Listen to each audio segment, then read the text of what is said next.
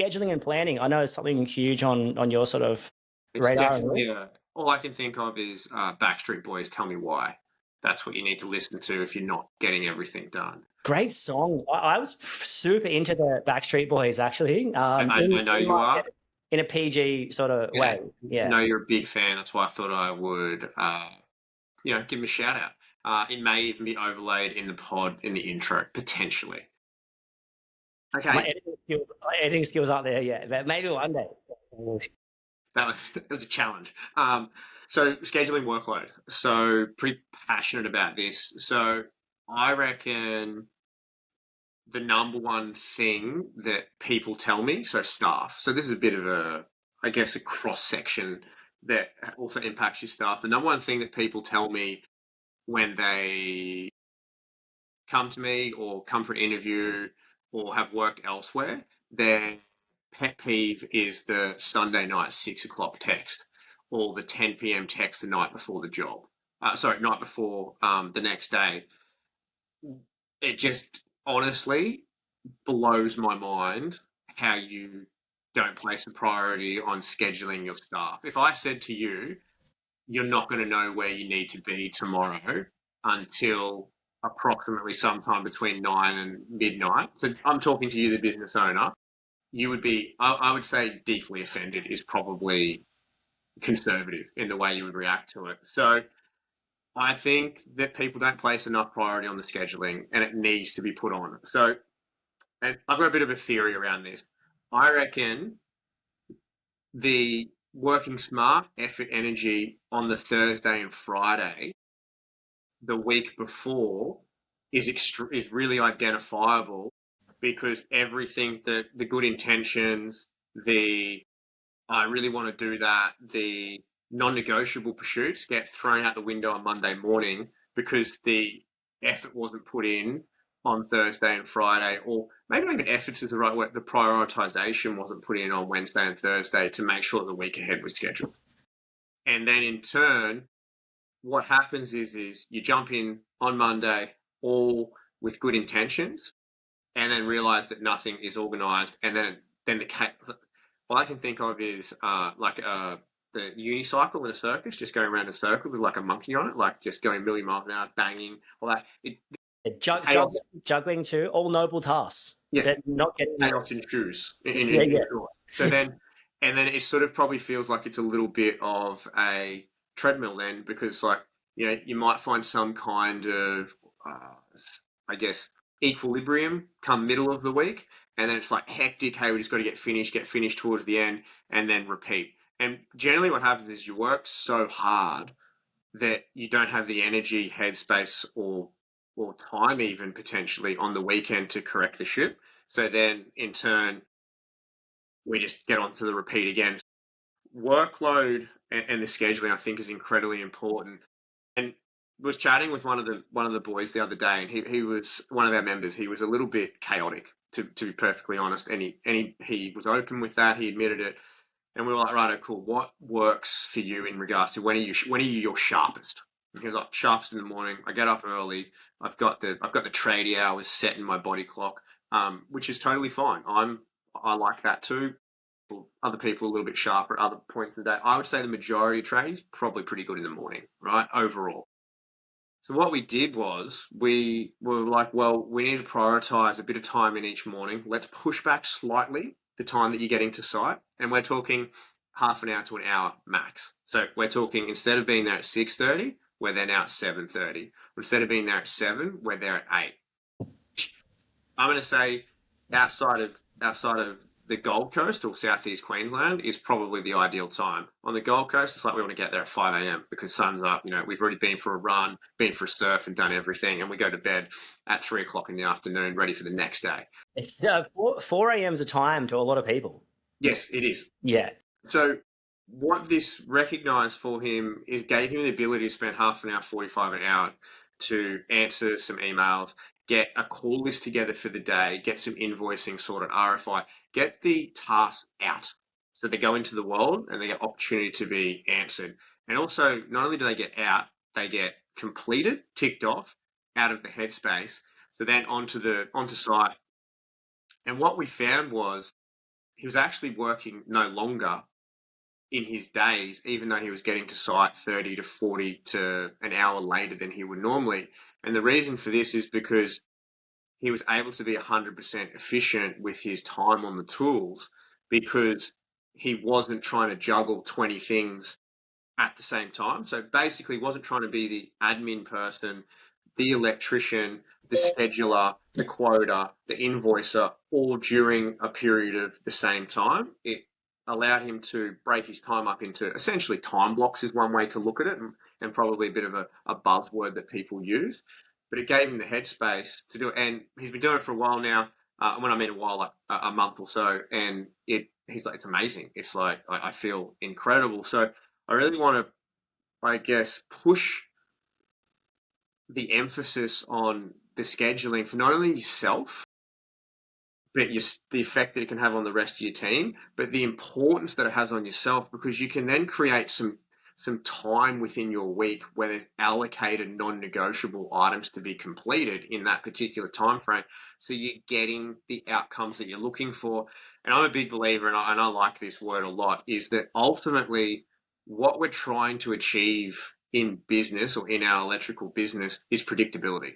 And what I mean by that is the predictable outcome.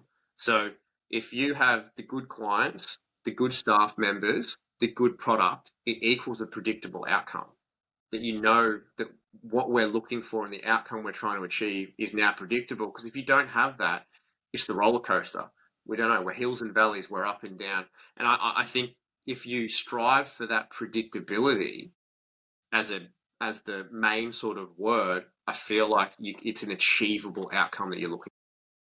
Yeah, I love that. I used to, and obviously it depends on what kind of work you do. I used to do like a macro schedule on the Friday for the week, but also I used to compartmentalize the jobs into small, so done in under a day, medium like 2 to 5 days, large would be, week to whatever, and ongoing, one of those ones you go for 18 months, 24 months, 12 months, or whatever.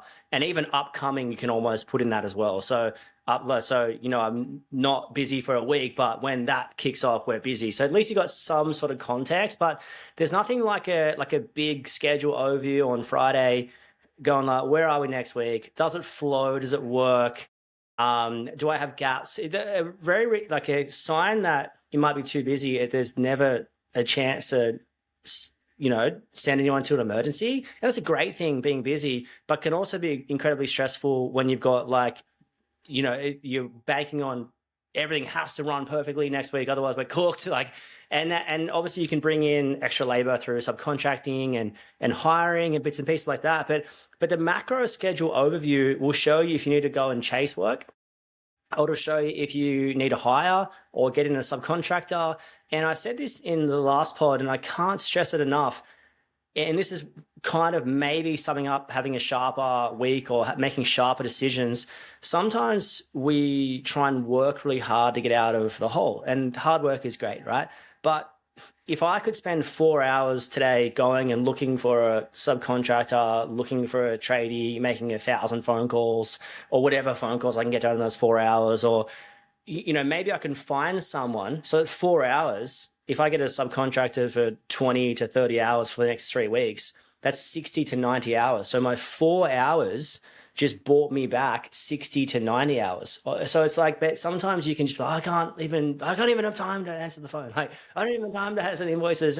And there's got to be some sort of and I think that, yeah, but sitting down and sort of like reflecting and planning is huge.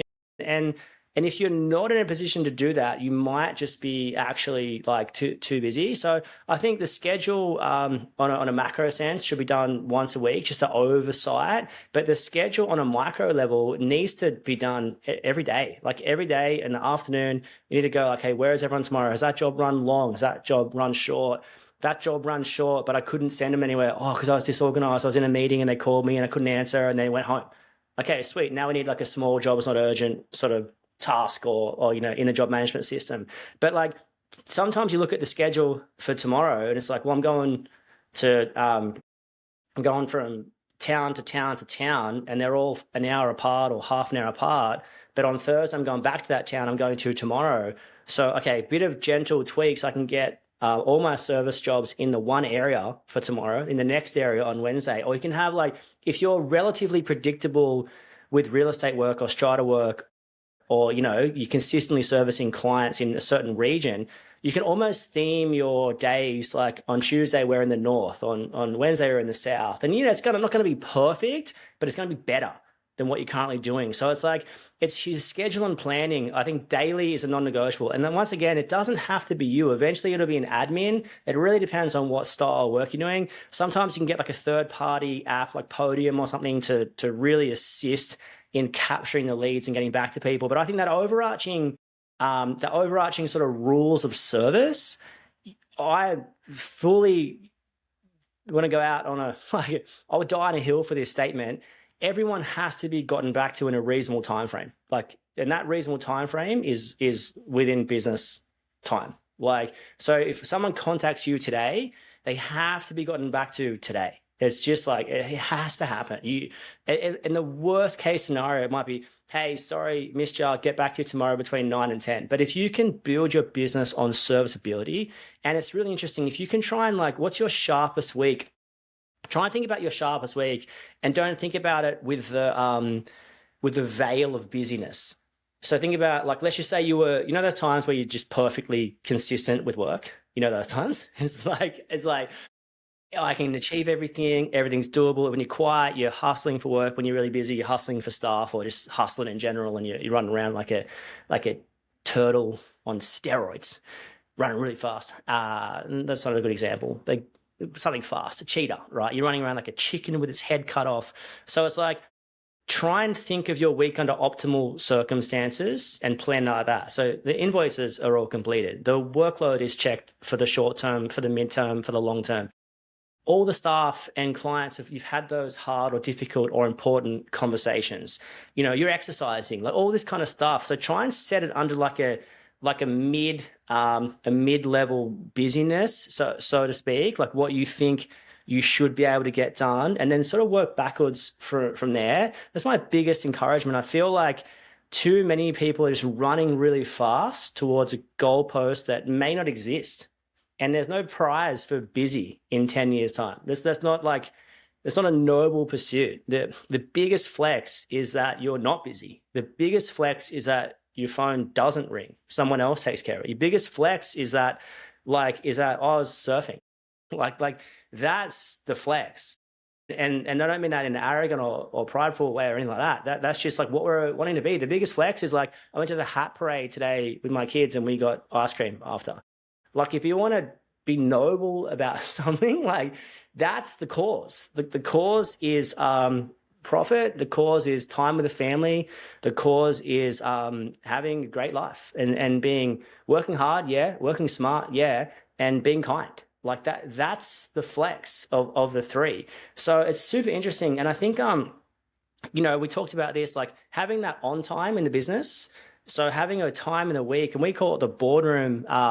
So 40 actually runs our boardroom every Wednesday morning. It's the best. It's just a time where business owners can come together and talk about culture, talk about branding, talk about quoting, talk about staff management, talk about client management, talk about self-management, all this kind of stuff where you're sitting on top of your business, looking at it, and it's the on time, the business on time, where you're building the business. And too many of us are just running a noble cause with no outcome. You want to run a non-negotiable cause with an outcome, with vision. We want to work hard, 100%. We want to also work smart, and we want to be kind, and we want to roll those into a ball and have the absolute sharpest week we can.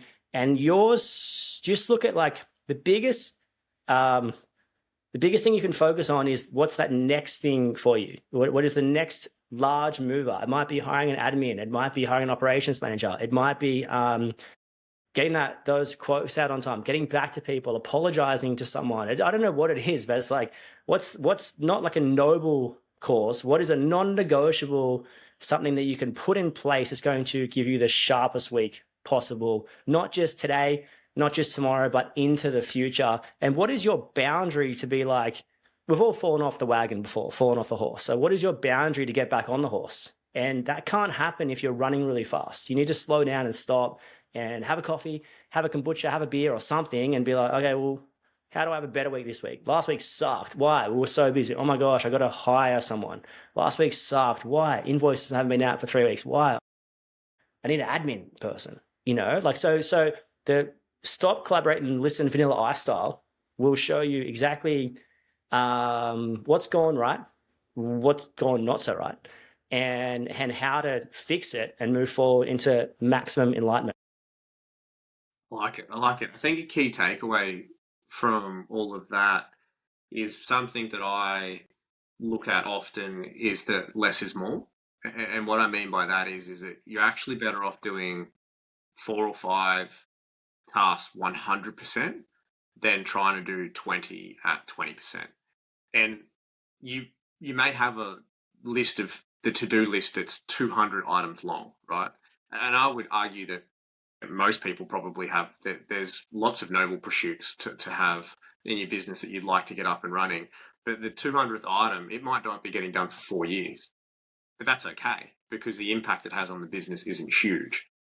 Now, the fulfillment and the feeling of the completion of a task, I think you really got to harness that and remember what that feels like so that when you do knock over those 3 or 4 tasks in the day, while it might not seem like a massive chunk has been taken out of your to-do list, these are done, gone, removed, finished, finite.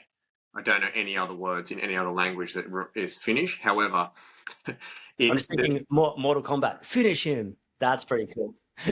the feeling around that, I think you got to remember that, and it's really accomplishing and fulfilling when you do knock over a couple of tasks on that. So the less is more. Sometimes going with that mentality of like, hey, I'm just going to get these 4 things done this week, and they're going to be done 100%, as opposed to I'm going to try and do these 35 things, and you end up probably with 40 things to do because you didn't actually complete anything. Yeah, and also on the finished task thing, I think just doing it well. So sending a quote, but that's great. Sending a quote's fantastic if it's on time or on site. But could we make a call upon sending, send a text upon sending, have a follow-up? So not just having the task, bam, we're out. And that's the hard work part of the thing, like accomplishing tasks, bang, bang, bang, bang. And it's like, but they're done not as good as they could be. They're not as thorough as they could be. And it's sometimes you got to just look at, okay, I've had the same conversation about, hey, at the rough end, everything comes out a timber, all the plates need to be checked. Like, it's the same conversations on repeat. And it's like, I could literally spend half an hour and put a rough end checklist together. Yeah, it's not perfect, but it's something. And then the staff members can sort of add to it. Oh, actually, let's do this. Let's get the ventilation grills punched out, before cutout. Like, let's do all this kind of stuff. And they can help you. And I think when you try and do everything yourself, you can just fall over. But if you start to collaborate and involve other people, you can do some huge things. What's that saying? If you want to go fast, go alone. If you want to go far, go together. So when it all rides on your shoulders, it's an incredibly heavy burden to carry. So in summary and summing up, what can you do? What can you do to have the sharpest week possible? So write out the non-negotiable tasks. Make sure they're getting done. Work out what's not getting done. That's a noble cause. Work out who else can do it and just get a little bit better every single day. That's my reflection. That's my summary. It's my sign off. What's yours? I like that. I like that a lot. I think incremental change and small steps. So you don't have to spin the world on its axis in one day. You can just look to achieve the small incremental increases each week. And I think the key to this, most importantly, has a lot to do around like your scheduling and self-scheduling. So what does your week look like? How can you get better at being organized? What do you need to do the week prior to ensure that you have the best, most effective, sharpest week every single week? And what it does is it builds some consistency and some repetitiveness and some predictability to your week. And I think ultimately that's what most of us are looking for in our lives, is some consistency and predictability. Thanks for joining us as always. Thanks for hanging out. Peace. Catch up.